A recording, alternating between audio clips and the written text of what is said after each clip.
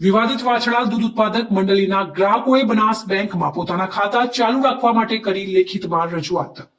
વાછડા દૂધ ઉત્પાદક સહકારી મંડળીમાં બે અલગ અલગ પક્ષોના લીધે થયો વિવાદ.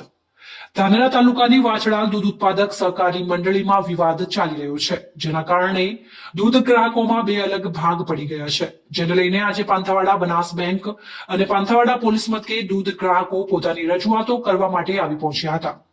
વડાપ્રધાન નરેન્દ્ર મોદીના નેતૃત્વ હેઠળની કેન્દ્ર સરકારે સહકારથી સમૃદ્ધિના વિઝન હેઠળ દેશભરમાં સહકારી સંસ્થાઓને મજબૂત કરવા માટે સહકાર મંત્રાલયની સ્થાપના કરી છે અને પાયલોટ પ્રોજેક્ટ તરીકે ગુજરાતના બનાસકાંઠા અને પંચમહાલ જિલ્લામાં સહકારી સંસ્થાઓ વચ્ચે સહકાર પહેલ શરૂ કરવામાં આવી છે. જોકે ધાનેરા તાલુકાની વાછડા દૂધ મંડળીના ગ્રાહકો પોતાના ખાતા બનાસ બેંકમાં બંધ કરવાના જાણ થતા જ તેઓ આજે પોતાના બેંક ખાતા ચાલુ રાખવા માટે બનાસ બેંકના મેનેજરને લેખિતમાં રજૂઆત કરવા માટે આવી પહોંચ્યા હતા.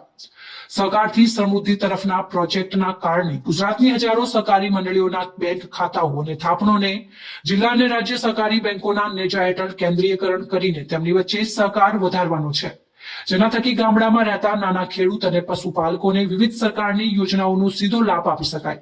જોકે વાછડા દૂધ ઉત્પાદક સહકારી મંડળીમાં ભ્રષ્ટાચાર બાબતે વિવાદ ચાલી રહ્યો છે, જેમાં દૂધ ગ્રાહકોમાં બે ભાગ પડી જતા છેલ્લા ઘણા સમયથી વાછડા દૂધ ઉત્પાદક મંડળીમાં ચર્ચામાં છે. આજે દૂધ ગ્રાહકોએ બનાસ બેંકના મેનેજર સમક્ષ પોતાના ખાતા બનાસ બેંકમાં રાખવા માટે જાહેરમાં રજૂઆતો કરી છે.